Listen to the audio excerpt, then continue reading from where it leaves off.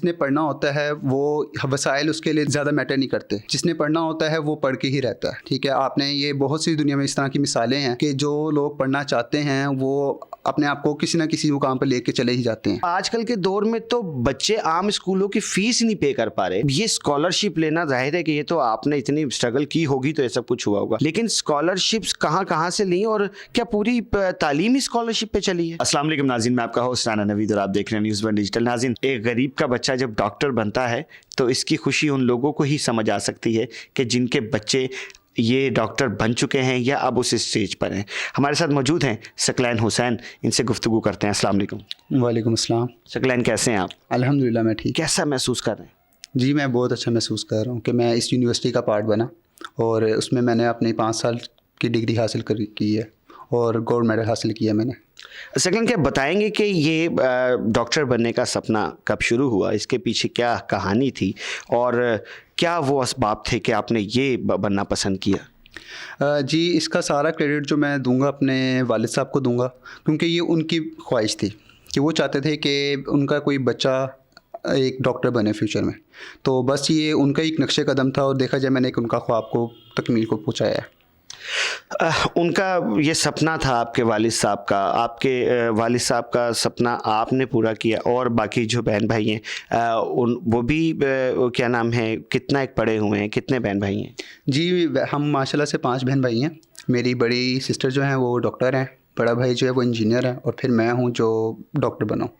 और इसके अलावा मेरी 2 छोटी सिस्टर्स हैं, जिनमें से एक अभी पंजाब यूनिवर्सिटी में फार्मेसी में एडमिशन लिया हुआ है और एक छोटी है जो 9th क्लास में है अभी। अब माशाल्लाह ये तो पढ़ा लिखा घराना ही है सारे का सारा। बड़ी बहन डॉक्टर है, इससे बड़ा भाई इंजीनियर है और फिर ये अब खुद डॉक्टर बन चुके हैं। तो ये सब कुछ कैसे मैनेज हुआ? आपके बारे में तो पता लगा कि आपके वालिद एक गरीब इंसान थे, मेहनत मजदूरी करके आप लोगों को ये सब कुछ किया है। ये क्या है? जी बिल्कुल ऐसा ही है। मेरे वालिद साहब की एक आम सी सरकारी नौकरी थी, एक छोटे लेवल के स्केल पे। ठीक है, कॉरपोरेशन के महकमे में वो काम करते थे और पार्ट टाइम पे उन्होंने एक फ़ोटोकॉपी की दुकान स्टार्ट की हुई थी।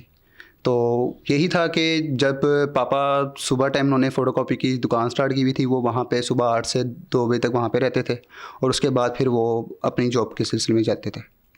जैसे जैसा वक्त गुज़रता गया, उनकी मेरे पापा को हार्ट पेशेंट थे, तो उनमें ज़ाहिर है इतनी क़ुव्वत नहीं रह सकी, जिसकी वजह से फिर हमें भी इवन कि मैं अपनी जब 9th क्लास में था, 9th-10th क्लास में, तो मुझे भी अपना स्कूल छोड़ के और सुबह टाइम दुकान पे जाना पड़ता था। ये स्कूल छोड़ दिया आपने और फिर ये क्वालिफ़िकेशन कैसे कंटिन्यू रही? जी बिल्कुल ऐसे ही ज़ाहिर है, जब एक गरीब बाप के 5 बच्चे हों और इस महंगाई के दौर में उसको जब पढ़ाना पड़ता है उसे, तो ज़ाहिर है उसके लिए भी मैनेज करना बहुत मुश्किल हो जाता है। ज़ाहिर है आपके खाली पढ़ाना नहीं, बच्चों अपने घर चलाना होता है, ये सारी चीज़ों को देखते हुए भी। तो बस फिर इसके लिए ज़ाहिर है मुझे पढ़ने का शौक़ भी था और इसमें ये मैं अपने वालिद को भी क्रेडिट दूँगा, अपनी वालदा को भी, कि उन्होंने कभी पढ़ाई से हमें रोका नहीं।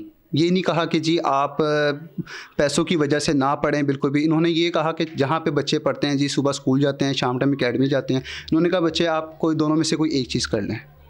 तो बस फिर उसको मैंने देखते हुए अपने घर की जो ज़रूरियात थी और वसाइल को देखते हुए मैंने सुबह टाइम दुकान, एक फ़ोटोकॉपी की दुकान पे मैं खुद काम की है। फ़ोटोकॉपी पे मशीनों पे मैं लोगों के आईडी कार्ड की कॉपीज़ वगैरह करके उनको देता रहा और शाम टाइम मैं अपनी एकेडमी पढ़ता था। जब आपने स्कूल ही नहीं किया तो फिर ये तरक्की का सफ़र जारी कैसे रह सकता है इतना?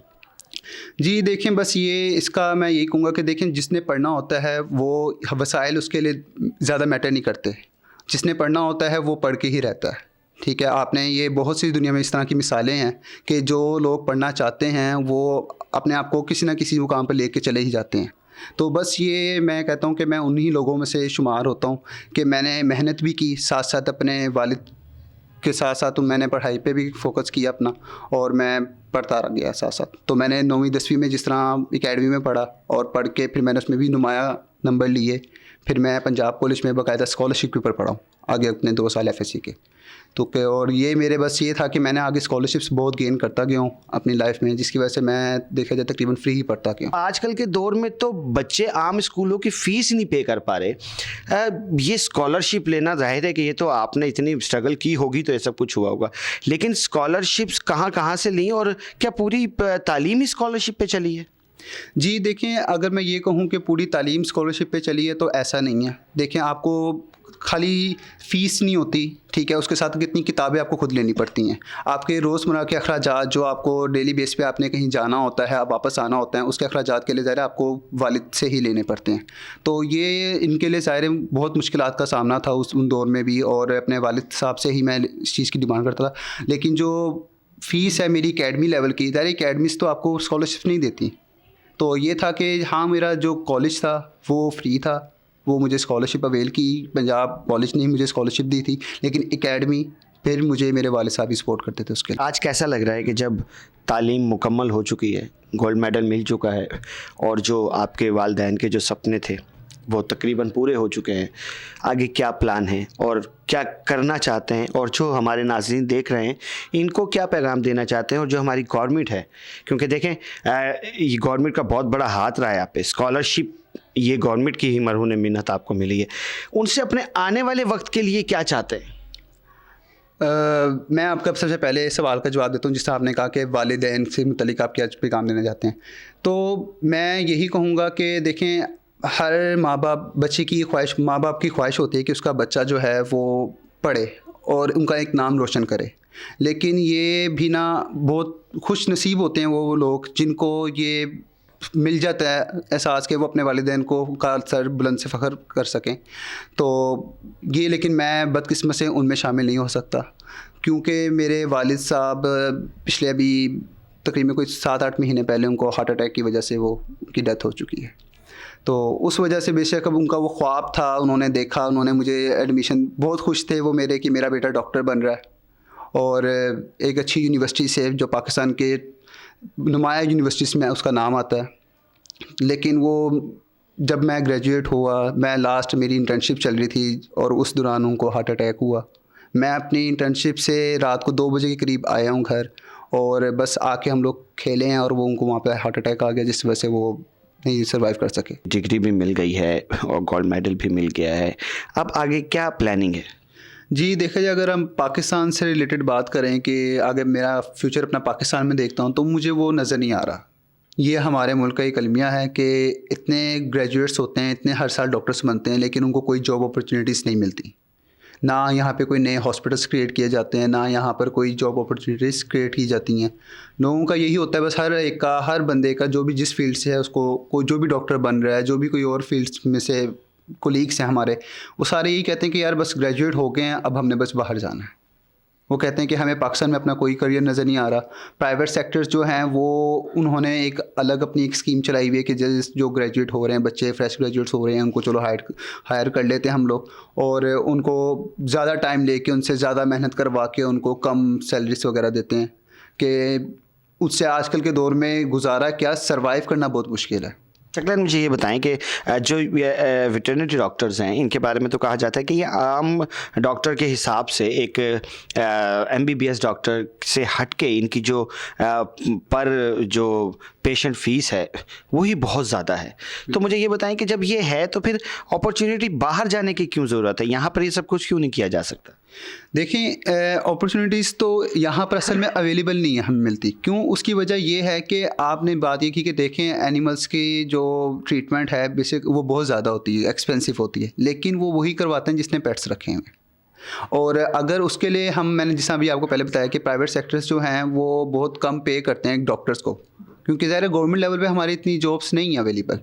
तो हमें, हाँ, आप ये कहें कि हमें एक डॉक्टर है उसको तो जस्ट उसकी एक मंथली पे मिलनी है, तो उसको क्या फ़र्क पड़ेगा कि जी अगर जो जिसके पास वो काम कर रहा है उसको पैसा तो उसको मिलना है, हमें थोड़ी मिलना है। तो बेशक एक पेशेंट की आपकी रोज़ की 1000 रुपये फ़ीस हो, 2000 से का फ़ीस हो, तो उसका डॉक्टर को तो हमें कोई फ़ायदा नहीं है। हाँ, ये है कि अगर हम लोग अपना क्लिनिक खोलें पाकिस्तान के अंदर, लेकिन उसमें भी अब इतनी सैचुरेशन हो चुकी है कि आप अपना क्लिनिक खोल भी लें, उसके लिए पहली बात तो आपके पास इन्वेस्टमेंट चाहिए, और अपना वो क्लिनिक खोल भी लें और तो उसमें फिर भी आपको इतनी जल्दी ग्रो नहीं करते। क्या कहना चाहोगे जाते जाते?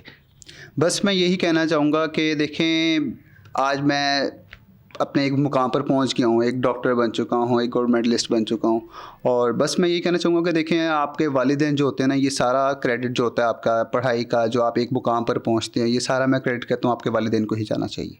और मेरा भी ये बिलीव है कि देखें कि बेशक अगर वालिदैन इस दुनिया में मौजूद हैं तो बहुत अच्छी बात है, लेकिन अगर नहीं होते तो लेकिन रूहों का ताल्लुक़ ज़रूर रहता है।